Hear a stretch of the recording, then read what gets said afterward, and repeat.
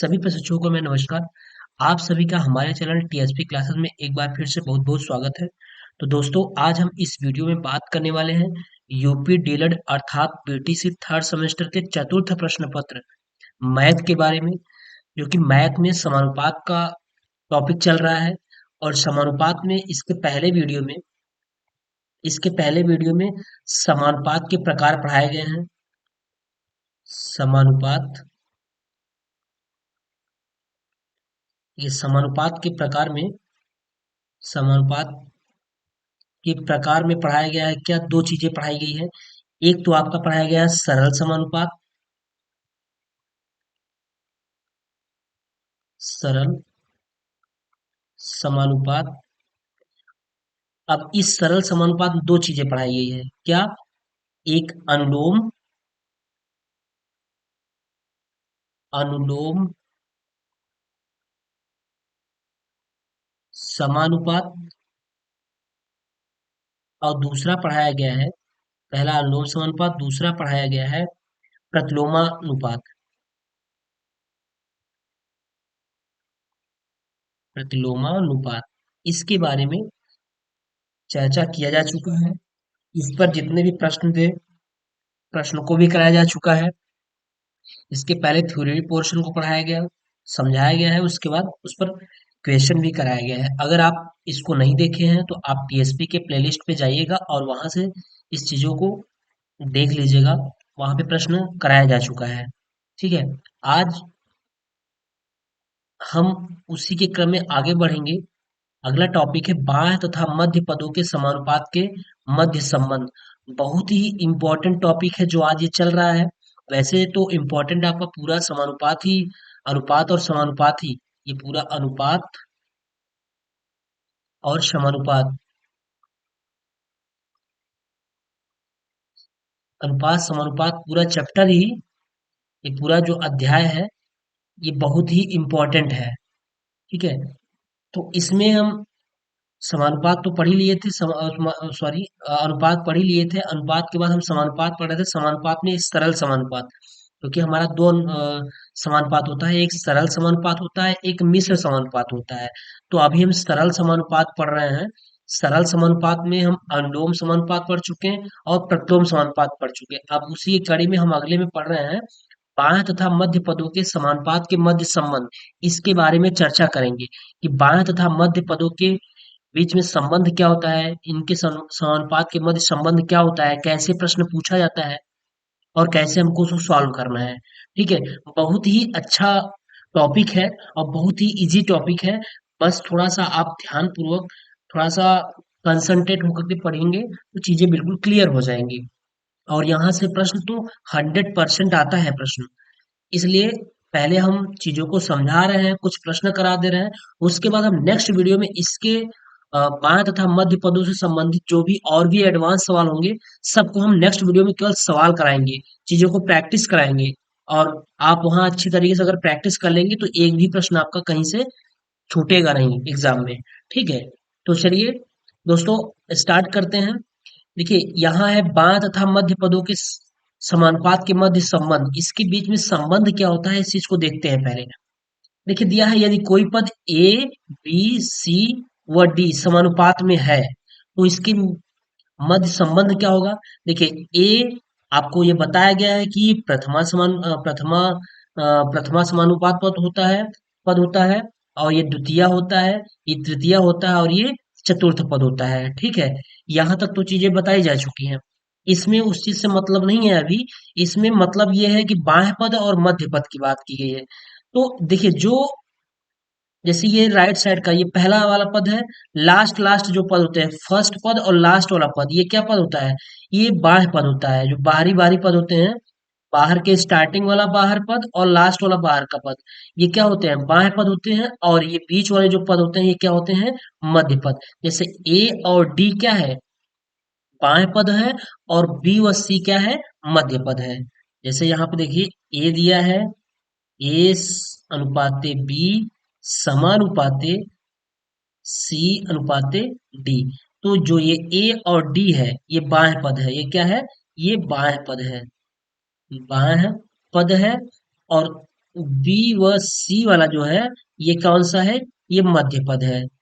ठीक है, इसको क्या बोलेंगे, मध्य पद बोलेंगे। ये बाएं पद होगा और ये क्या होगा, मध्य पद होगा। ठीक। अब इसके बीच में इसके मध्य संबंध होता है, वो संबंध क्या है, बाह्य पदों का गुणनफल यानी ए और डी का गुणनफल। ए व डी का गुणनफल यानी हम लिख लेंगे ए इंटू डी का गुणनफल। बाह्य पदों का गुणनफल बराबर मध्य पदों का गुणनफल। मध्य पद कौन कौन से हैं, बी व सी हैं।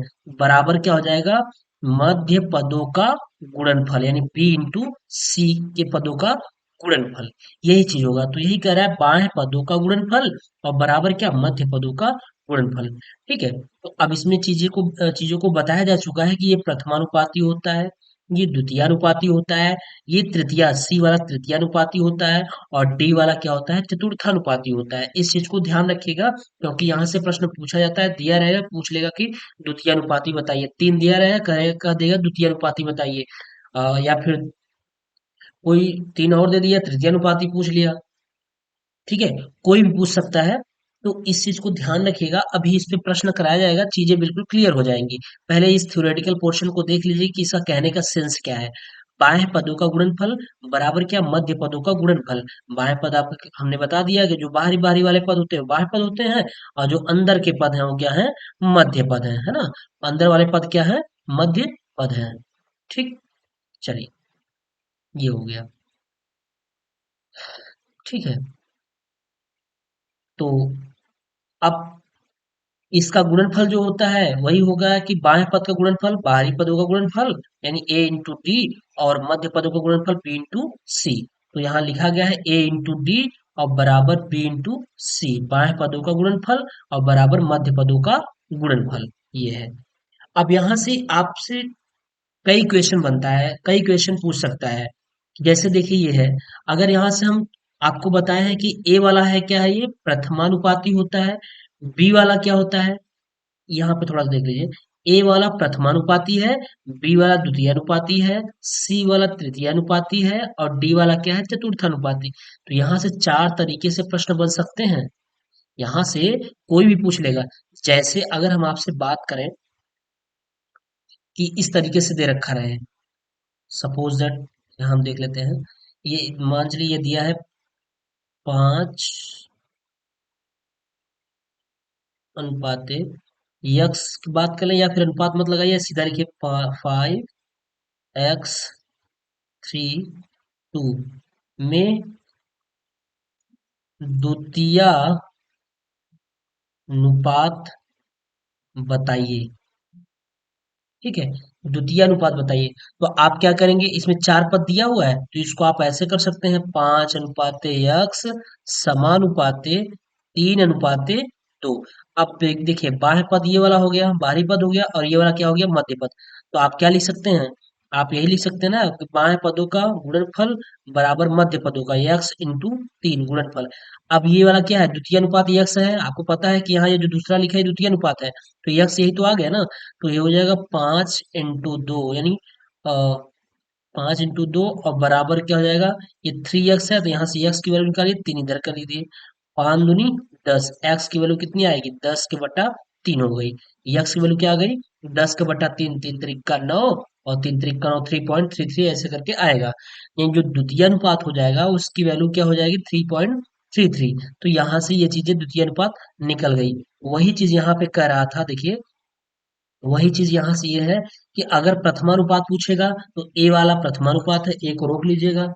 ठीक है, ए को रोक लीजिएगा, ए बराबर हो जाएगा प्रथमानुपात, मतलब ए बराबर हो जाएगा बी इंटू सी और बटा क्या हो जाएगा, डी। जैसे यहाँ पे देख लीजिए, ए इंटू डी यानी ये क्या हो गया, बाएं पद हो गए।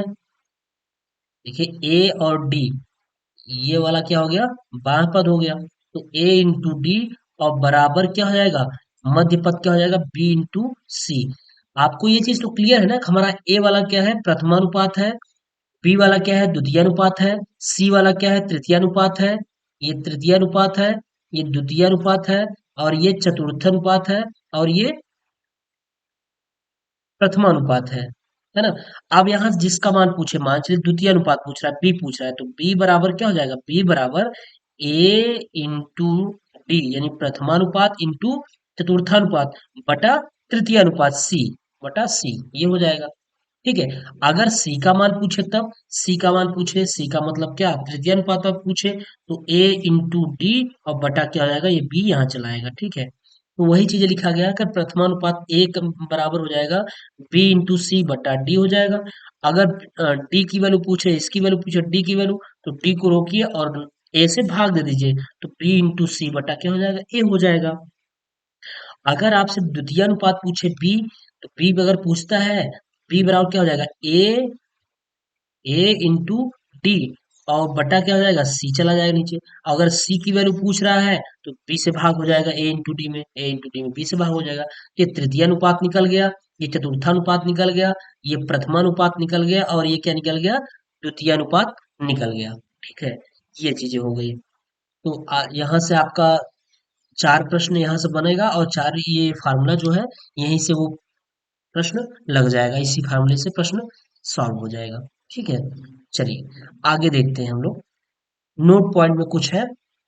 नोट पॉइंट में यह है कि अगर दिया हुआ है ए अनुपाते बी का वर्गानुपात, तो ए अनुपाते बी का वर्गानुपात क्या होता है, ए स्क्वायर अनुपाते बी स्क्वायर। जैसे फॉर एग्जाम्पल, एग्जाम्पल के तौर पे देख लेते हैं। जैसे कह दे कि 5 व 4 का वर्गानुपात, वर्गानुपात, या इसको ऐसे दे देगा 5:4। इसका वर्गानुपात पूछेगा तो क्या करेंगे, 5 का स्क्वायर 25 हो जाएगा, और 4 का स्क्वायर क्या आ जाएगा, 4 चौके 16 हो जाएगा। 5 व 4 का वर्गानुपात 25:16 हो जाएगा। ठीक है। तीन और 3:7 का वर्गानुपात, 3:7 का वर्गानुपात क्या होगा, तो 3:7 का वर्गानुपात 3 3 9 अनुपाते 7 7 49, तो 9:49 हो गया। ठीक है, ये वर्ग अनुपात हो गया। दूसरा कह रहा है कि ए अनुपात बी का घनानुपात। अगर ए अनुपात बी का घनानुपात कर रहा है, तो उसको घन कर दीजिए। जैसे अगर हम यहाँ पे कह लें, बात कर लें कि 3:4 का घनानुपात, 3:4 का घनानुपात क्या होगा, 3 का क्यूब हो जाएगा, 3 का क्यूब अनुपाते 4 का क्यूब, तो क्या आ जाएगा, 3 3 9 27 अनुपाते क्या आ जाएगा, 4 चौक 16 चौका 64, 27:64। 3:4 का घनानुपात क्या हो जाएगा, 27:64 हो जाएगा। ठीक है। इसी तरीके से घनानुपात हो रहा है। अगर पूछ ले कि 6:5 का घनानुपात, तो घनानुपात अगर पूछ लेता है तो छह छह के 36, छक्का 216 अनुपाते 5 5 25 125, कितना हो जाएगा, 216 अनुपाते 125। ठीक है। ये घन अनुपात हो गया। अब फिर करा ए अनुपाते बी का वर्गमूलानुपात। अब अगला ए अनुपाते बी का वर्गमूलानुपात पूछेगा, तो क्या करेंगे, इसे पूछ लेगा 25:36 का वर्ग मूलानुपात पूछ लेगा, तो 25 का वर्गमूल क्या होगा, 5 हो जाएगा, और 36 का वर्गमूल कितना हो जाएगा, 6 हो जाएगा, तो 5:6 हो गया। ठीक है। ये हो गया ए अनुपात बी का वर्गमूलानुपात हो गया, 25:6 का। इसी प्रकार अगर कह दे ए अनुपात बी का घन मूलानुपात, घन मूलानुपात जैसे कह दे 27:125 का घन मूलानुपात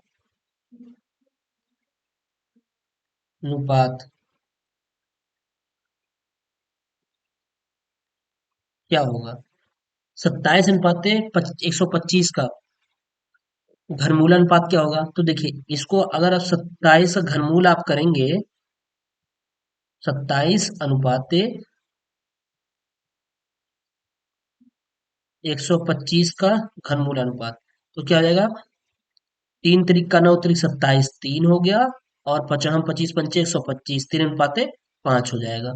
ठीक है। ये हो गया, यानी 27 व 125 का घनमूलानुपात क्या होगा? 27 का घनमूल कर दीजिए और 125 घनमूल निकाल दीजिए। तो 27 का घनमूल निकालेंगे तो 3 होगा और 125 का घनमूल निकालेंगे तो कितना होगा? 5 हो जाएगा। ठीक है, इसी तरीके से ये होगा। तो यहाँ से अगर प्रश्न आपका बन रहा है तो बड़ी आसानी तरीके से आप इसको कर सकते हैं। ठीक है, चलिए अगला देखिए कह रहा है कि 3, 6, यक्स व 8 में तृतीय समानुपात ज्ञात कीजिए। इसमें पूछ रहा है तृतीय समानुपात। देखिए अभी हम आपको बताए थे ना कि तृतीय समानुपात पहला, प्रथमा समानुपात, द्वितीय समानुपात, तृतीय समानुपात। तो क्या होता है? फार्मूला आपका यहीं से बना था ना। देखिए फार्मूला आप देख लीजिए। फार्मूला बराबर होता है बाह्य पद का गुणनफल। बाह्य पद मतलब ए इंटू डी बराबर मध्य पद। मध्य पद क्या? बी इंटू सी। देखिए यहाँ पे बाह्य पद यही था ना। ये बाह्य पदों का गुणनफल बराबर मध्य पदों का गुणनफल ए इंटू डी बराबर बी इंटू सी। अब आपको पता होना चाहिए कि ए प्रथमा पद है और डी क्या है? चतुर्थ पद है। बी क्या है? द्वितीय पद है। सी क्या है? तृतीय पद है। तो यहाँ से क्या पूछ रहा है? तृतीय पद सी का मान पूछ रहा है। जब सी का मान पूछ रहा है तो आप ए इंटू डी कर लेंगे और बटा क्या कर देंगे? बी बराबर क्या हो जाएगा? सी हो जाएगा। तो ए की वैल्यू क्या रखी है? ए की वैल्यू क्या है? 3 है इंटू बी की, डी की वैल्यू क्या है? लास्ट वाला 8 है। 8 और बटा पी की वैल्यू कितनी है? 6 है। और यक्स क्या है? ये तृतीय पद सी है। तो यहाँ रख लेंगे यक्स। तो हो जाएगा क्या? 8 तरीके 24 हो गया। 24 के बट्टा कितना? 6 बराबर यक्स। 6 चौका 24। एक्स की वैल्यू कितनी आ गई? 4 आ गई। तृतीय पद है अर्थात ये हमारी तृतीय समानुपात आ गया। तृतीय समानुपात बराबर 4 आ गया। कितना आ गया? 4 आ गया। ठीक, तृतीय समानुपात 4 हो गई। इसी तरीके से निकालना है। ठीक, अगला प्रश्न कह रहा है, अगला क्वेश्चन कह रहा है कि क्वेश्चन मार्क दिया हुआ है। क्वेश्चन मार्क यानी प्रथमा पद की जगह क्या है? क्वेश्चन मार्क दिया है। 7, 21 व 3 में प्रथमानुपात ज्ञात कीजिए। क्या पूछ रहा है? प्रथमानुपात। तो फिर से आप फार्मूला वही लगा लेंगे। फार्मूला आपका क्या होता है? फार्मूला यही है ना कि बाह्य पद का गुणनफल a इंटू डी, बाह्य पद का गुणनफल बराबर मध्य पद का b इंटू सी। मध्य पद जो बीच में होता है, bc बीच का है और ad बाह्य पद है। तो यहाँ क्या पूछ रहा है? प्रथम पद। प्रथम पद a का मान पूछ रहा है। a बराबर क्या हो जाएगा? b इंटू सी के बटा कितना? d। ठीक है, बी की वैल्यू कितनी है? ये ये ए है, ये बी है, ये सी है और ये क्या है? डी है। आप जब एग्जाम में देगा तो आप ऐसे लिख लीजिएगा, इससे आपको आसानी होगी। ए बराबर बी की वैल्यू कितनी है? 7 हो गया। इंटू सी की वैल्यू कितनी है? 21 हो गया। और बटा डी की वैल्यू कितनी है? 3। 3 सत्ते 21। तो ए बराबर कितना हो जाएगा? 7 इंटू 7 बराबर 49। यानी प्रथमानुपात, प्रथमानुपात बराबर कितना हो जाएगा? 49। 49 हो जाएगा, है ना। यही आंसर हो गया। इसी तरीके से प्रश्न लगाना है। अब इसमें कोई भी पूछ लेगा। अभी प्रथमा पूछ लिया और इसके पहले आपका तृतीया पूछ लिया, चौथा भी पूछ सकता है। कोई घबराने की जरूरत नहीं है, कोई प्रॉब्लम नहीं होगा। बस आपको क्या करना होगा? कंसेप्ट अगर फार्मूले का सही है तो चीजें बड़ी आसानी से आ जाएंगी। ठीक है, चलिए अगला देखिए। अब कह रहा है 3, 7, 21 व 49 समानुपात में है या नहीं ज्ञात कीजिए। अब कह रहा है कि बताइए क्या ये समानुपात में है। इसमें देखिए इस सवाल में ना तो प्रथमानुपात पूछा है, ना तो द्वितीय अनुपात पूछा है, ना ही तृतीय अनुपात पूछा है और ना ही चतुर्थ अनुपात पूछा है। इसमें ये कह रहा है कि ये वैल्यू दे रखी है, ये वैल्यू। अब कह रहा है कि क्या ये आपस में समानुपात है। देखिए आपस में समानुपात होने का मतलब दोनों पक्ष बराबर होना चाहिए, तभी तो समानुपात होगा ना। यानी कि बाह्य पद बराबर क्या होना चाहिए? मध्य पद होना चाहिए। अगर बाह्य पद और मध्य पद दोनों बराबर हैं तो वो हमारा क्या है? समानुपात में है। अगर बराबर नहीं है तो समानुपात में नहीं होगा। ठीक है, चलिए हम लोग देख लेते हैं, चेक कर लेते हैं। 3, 7, 21, 49 ना, यहाँ देख लेते हैं। 3, 7, 21, 49। 3, 7, 21 व 49। क्या समानुपाती है, यही ना। तो आप जानते हैं कि इसका केस क्या है, इसका फार्मूला केस यही बनता है ना, क्या, बाह्य पदों का गुणनफल बराबर मध्य पदों का गुणनफल। बाह्य पद का गुणनफल क्या, बाह्य पद आपका ये वाला बाह्य पद होगा और मध्य पद क्या होगा, ये वाला मध्य पद होगा। तो बाह्य पद का गुणनफल मतलब 3 × 49 बराबर क्या, 7 × 2, यही। तो सॉरी, ये दो नहीं 21 है ना, 21 है। तो गुणा करिए, 9 × 27 का 7, हाथ लगा 2, 4 × 3 = 12, 12 × 2 = 14, 147 बराबर, इधर भी गुणा करिए, 7 × 1 = 7, 7 × 2 = 14। बिल्कुल, देखिए बाह्य पद बराबर मध्य पद आ गया, हाँ। अगर ये बाह्य पद बराबर मध्य पद आ गया तो मतलब ये क्या है, यह समानुपाती, समानुपाती है। यह क्या है, यह समानुपाती है, ठीक है। ये हुआ बाह्य पद बराबर मध्य पद, बाह्य पदों का गुणनफल बराबर क्या हो गया, मध्य पदों का गुणनफल। यहाँ पे दिखाया भी गया है कि बाह्य पदों का गुणनफल बराबर क्या, 3 × 49 या 49 × 3, चाहे जैसे लिखिए, एक ही बात है। तो 147 हो गया, और मध्य पदों का गुणनफल 21 × 7 या 7 × 21 बराबर कितना, 147। तो अगर दोनों बराबर हैं, बाह्य पद बराबर मध्य पद दोनों बराबर हैं, तो हमारा ये क्या है, समानुपाती है। अगर नहीं बराबर होता तो समानुपाती नहीं होता। अगर बाह्य पद बाह्य पद इज नॉट इक्वल मध्य पद, मध्य पद तब क्या होता, समानुपाती नहीं होता। लेकिन यहाँ पे ऐसा केस नहीं है, यहाँ पर बाह्य पदों का गुणनफल व मध्य पदों का गुणनफल दोनों क्या है, आपस में बराबर है, इसलिए ये क्या है, समानुपाती है। चलिए आगे देखिए, अगला प्रश्न कह रहा है, अगला ये प्रश्न कह रहा है कि 9, 8, 6 व 9 समानुपाती है या नहीं। फिर से वही पूछ रहा है कि क्या ये समानुपाती है अथवा नहीं। इसको हल करिए कि ये समानुपाती है कि नहीं है।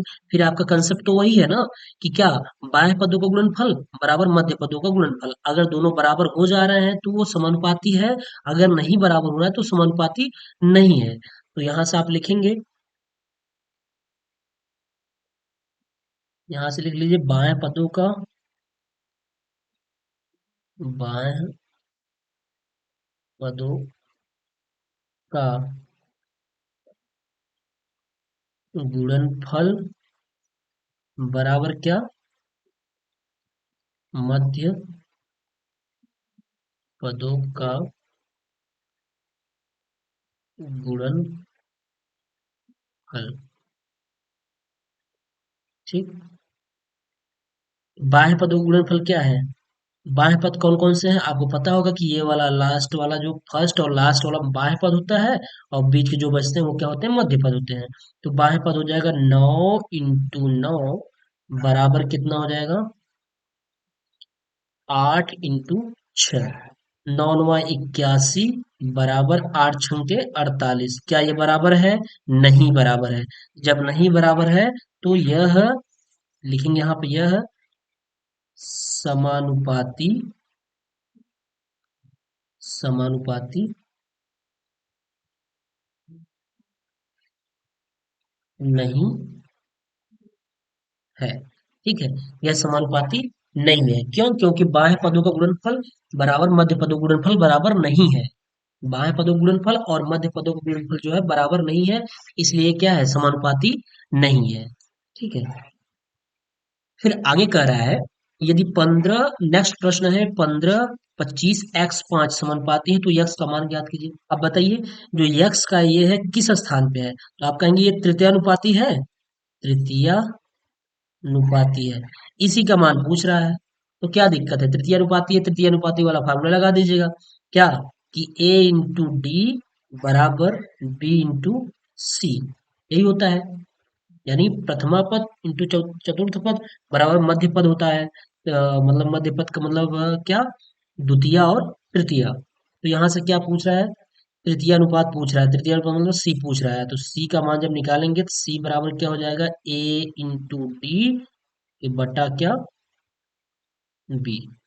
ठीक है, तो वैल्यू यहाँ से निकाल दीजिए, तो सी इक्वल टू क्या आ जाएगा, सी मतलब क्या, सी मतलब तृतीय अनुपात, यहाँ लिख लीजिए, तृतीय अनुपात एक्स इक्वल टू क्या हो जाएगा, ए इंटू डी यानी 15 इंटू 5, 15 इंटू 5 बटा 25। तो एक्स की वैल्यू हो जाएगी 5 × 5 = 25, 5 × 3 = 15, यक्स बराबर कितना आ गया, 3 आ गया, बिल्कुल आ गया। यक्स की वैल्यू कितनी आ गई, 3 आ गई। जब यक्स की वैल्यू 3 आ गई, अगर आप इसको चेक करना चाहते हैं कि क्या ये बाएं पद बराबर मध्य पद है, तो देख लीजिए इस यक्स यहाँ क्या रखेंगे आप, 3 रखेंगे।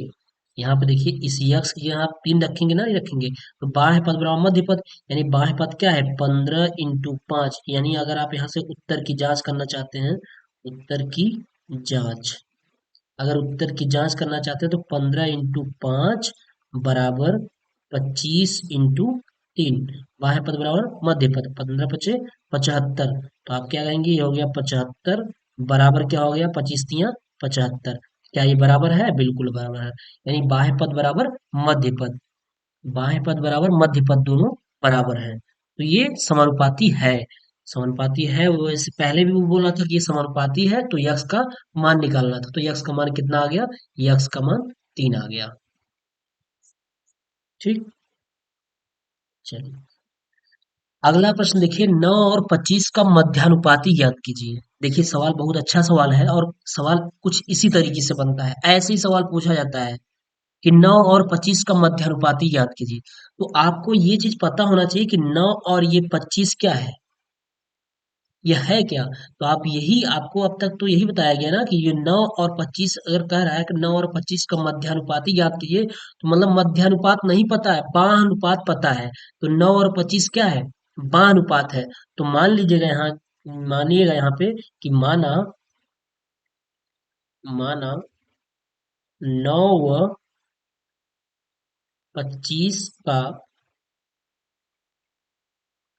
मध्यानुपात क्या है, यक्स है। जब यक्स है तो इसको कैसे लिखेंगे, भाई ये 9 बाएं पद है, 9 और 25, तो 9 और 25 को दूर दूर लिख लीजिए।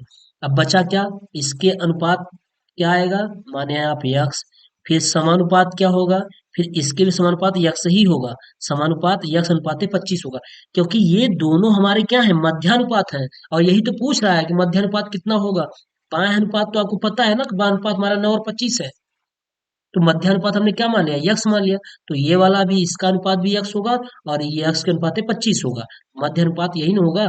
क्योंकि अगर मध्यानुपात पूछ रहा है तो मध्यानुपात के अंतर्गत दो पद आते हैं, कौन कौन, द्वितीय और तृतीय पद आता है मध्यानुपात के अंतर्गत।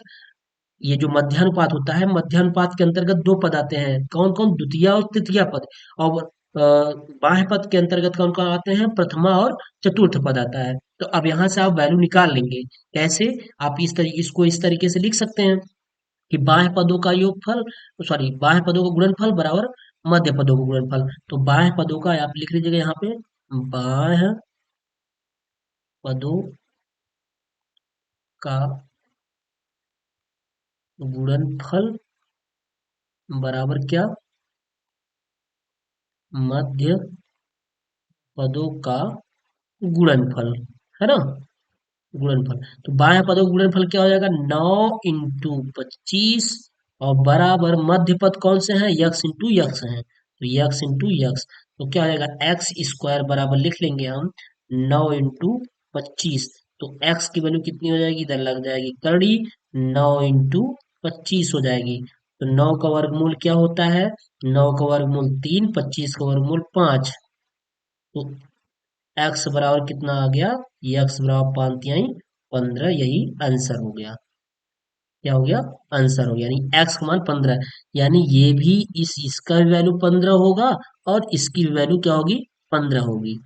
तो अगर आप इस उत्तर की जांच करना चाहते हैं तो 15 15 में कितना होता है, 225 होता है, यानी बाह्य पद गुणित बाह्य पदों का गुणनफल बराबर मध्य पदों का गुणनफल बराबर होना चाहिए। तो 15 का 15 में गुणा करेंगे, 15 15 में 225, और 25 नवैया कितना, 9 बजे 45 कहीं 5, 9 दूनी 18 4 22, यानी 25 नवैया कितना, 225, और 15 15 में कितना, 15 15 में कितना हो जाएगा, 225। उत्तर की जांच हो गई, बाह्य पद बराबर मध्य पद।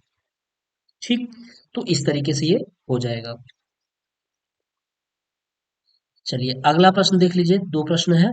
अगला प्रश्न कह रहा है 6 5 21 का चतुर्थानुपाती ज्ञात कीजिए। अब इसमें देखिए तीन पद दिया हुआ है, प्रथम पद, द्वितीय पद, तृतीय पद, चतुर्थ पद पूछ रहा है। तो इसको आप कैसे लिखेंगे, मान लेंगे कि माना, माना चतुर्था, या ऐसे लिखिए माना चतुर्थ पद,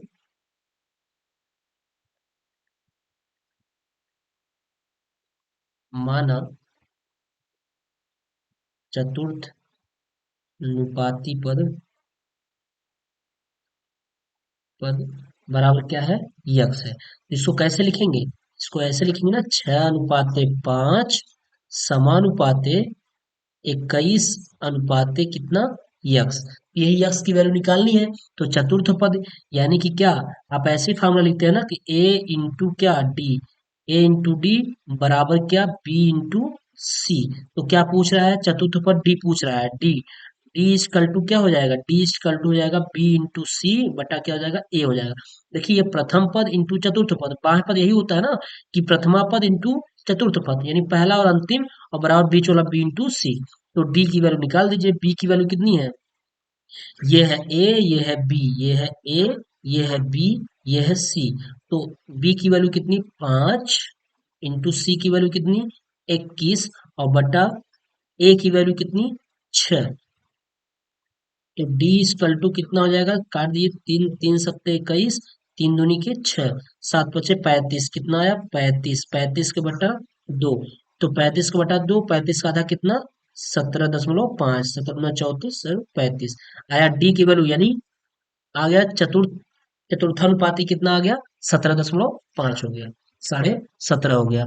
चतुर्थानुपाती कितना हो गया, 17.5 हो गया, यानी 17.5 हो गया। यही पूछ रहा था कि चतुर्थानुपाती कितना होगा। ठीक है, तो प्रश्न आपके जो एग्जाम में होंगे इसी तरीके से प्रश्न बनेंगे। तो आप ज्यादा से ज्यादा प्रैक्टिस करिएगा, थर्ड सेमेस्टर के जितने भी बच्चे हैं, आप मैथ को बिल्कुल अब हल्के मत लीजिएगा, और हल्का है भी नहीं, क्योंकि अब धीरे धीरे इसकी स्टैंडर्डता बढ़ती जाएगी। केवल हल्का आपका फर्स्ट सेमेस्टर तक का मैथ है, बहुत थोड़ा बहुत उसमें भी बहुत ज्यादा कुछ नहीं है, लेकिन सेकेंड थर्ड और फोर्थ सेमेस्टर के जितने भी मैथ हैं, जितने भी सब्जेक्ट हैं, वो उसको बड़ी गंभीरता के साथ और शालीनता के साथ आप पढ़िएगा। इससे आपको फायदा केवल बीटीसी या डीलर तक ही नहीं है, इसमें आपको अगर आप टेट और सीटेट देंगे उसके लिए बहुत मस्ट है। इसलिए आप बिल्कुल गंभीर रूप से, गंभीरता से आप पढ़ाई करिए, कंटिन्यू के साथ पढ़ाई करिए। ऐसा इसका इंतजार मत करिए कि एग्जाम का एक महीना रह जाएगा तब हम पढ़ेंगे, ऐसा कुछ नहीं है। अभी से आप बाकायदा अच्छी तरीके से प्रैक्टिस करते हुए मैथ वगैरह को तो कंटिन्यू करते हुए पढ़ाई करते रहिए। अगर कहीं से कोई दिक्कत हो तो आप कमेंट अवश्य करिए कि इसमें इस जगह प्रॉब्लम है, उसको अवश्य आपके जो कमेंट रहेगा उस पर अवश्य ध्यान दिया जाएगा और उस चीज को सॉल्व अवश्य किया जाएगा, आपकी प्रॉब्लम को सोल्यूशन अवश्य दिया जाएगा इस इधर से। और अगर आप हमारे टीएसपी के अगर टीएसपी के आप टेलीग्राम से नहीं जुड़े होंगे तो प्लीज आप इसका लिंक वीडियो के डिस्क्रिप्शन बॉक्स में दिया गया है, आप उस लिंक से हमारे टेलीग्राम से जुड़ जाइए और वहां पर जो भी अपनी प्रॉब्लम है उसको बताइए। टेलीग्राम से जुड़ने से आपको ये फायदा होगा कि जो भी नोट्स वगैरह होता है वो सब टेलीग्राम से ही, टेलीग्राम पर ही शेयर किया जाता है, और वो भी फ्री ऑफ कॉस्ट, कोई कॉस्ट नहीं लिया जाता है, सारी चीजें आपको फ्री प्रोवाइड कराई जा रही है। तो आपको टेलीग्राम से ज़्यादा से ज़्यादा लोग जुड़ जाइए, और वहाँ पे आपको जो भी नोट्स वगैरह होगा सब मिल जाएगा।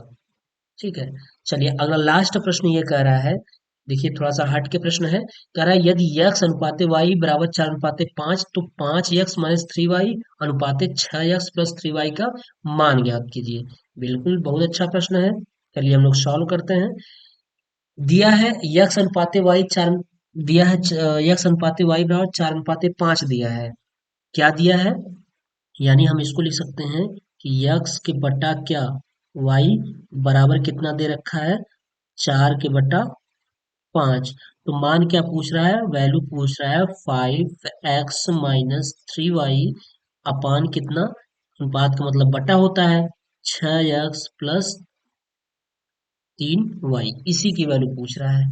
तो देखिए ऐसे सवाल को बड़ी आसानी से आप कर लेंगे। कैसे, इसको लगाना इस तरीके से है कि यक्स अनुपाते वाई बराबर 4 अनुपाते 5 दिया है, तो यक्स की वैल्यू कितनी हो गई, यहाँ से यक्स की वैल्यू 4 हो गई, और वाई की वैल्यू कितनी हो गई, वाई की वैल्यू 5 हो गई।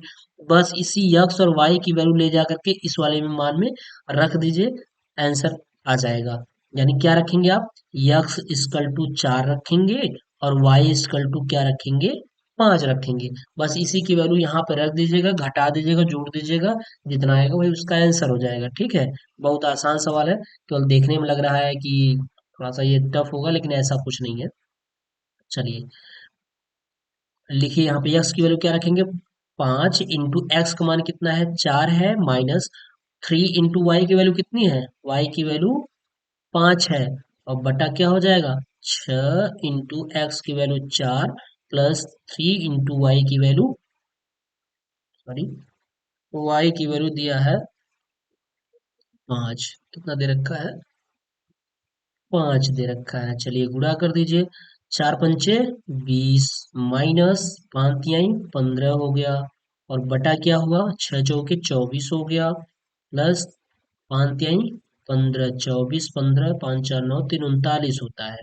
तो 20 में से 15 गया, कितना आता है, 5 आता है, बटा 24 और 15 कितना होगा, 24 × 10 = 34, 34 × 5 = 39, 39। 5 के बटा क्या आ गया, 39, यही होगा इसका मान, यही होगा 5 के बटा 39। ठीक है, तो ये आपका रहा प्रश्न। 8 प्रश्न करा दिया गया है। कराने का मतलब ये है कि आपको बेसिक कंसेप्ट क्लियर करा दिया गया है। अब नेक्स्ट जो वीडियो होगा, इसके आगे का जो पार्ट होगा, उसमें इससे संबंधित जो स्टैंडर्ड क्वेश्चन है उसको हम लेकर के आएंगे, प्रश्न को कराएंगे, प्रैक्टिस कराएंगे, और मे बी प्रैक्टिस सेट भी देने की कोशिश करेंगे कि आपको प्रैक्टिस सेट प्रोवाइड करा दिया जाए टेलीग्राम के माध्यम से। आप वहां पर ले करके प्रैक्टिस कर लीजिए। जितना ज़्यादा मैथ में जितना ज़्यादा प्रैक्टिस करेंगे, उतना ही आपका बेस्ट होगा। मैथ मैथ प्रैक्टिस के ऊपर डिपेंड है। मैथ में कोई चीज़ याद करने वाली चीज़ नहीं होती है कि आप रट लीजिए हो जाएगा। कहीं कोई भी एग्जाम नहीं है जो सेम टू सेम मैथ में पूछता हो, ऐसा कुछ नहीं है। ठीक है, हाँ आपका बेसिक कॉन्सेप्ट तो वही रहेगा, लेकिन टर्म्स में चेंजेस रहेगा, टाइप्स में चेंजेस रहेगा, कुछ अलग रहेगा, कुछ अलग लैंग्वेज चेंज रहेगा, कहीं ना कहीं कुछ चेंजेस रहेगा। ठीक है, तो इसलिए आप मैथ को रेगुलर बेस में प्रैक्टिस में बना कर रखिए, और प्रतिदिन प्रैक्टिस करते रहिए। ठीक है, और प्लीज़ अगर आप हमारे चैनल पे नए होंगे तो चैनल को सब्सक्राइब कर लीजिएगा, और अपने दोस्तों के साथ शेयर अवश्य कर दीजिएगा।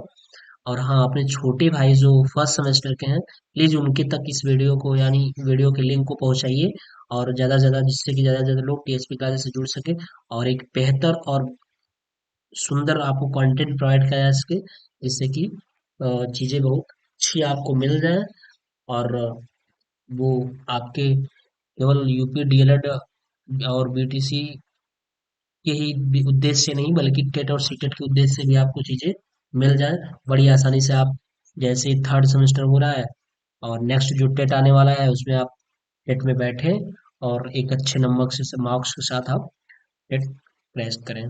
ठीक है, तो चलिए दोस्तों, मिलते हैं फिर नेक्स्ट वीडियो में, तब तक के लिए बाय।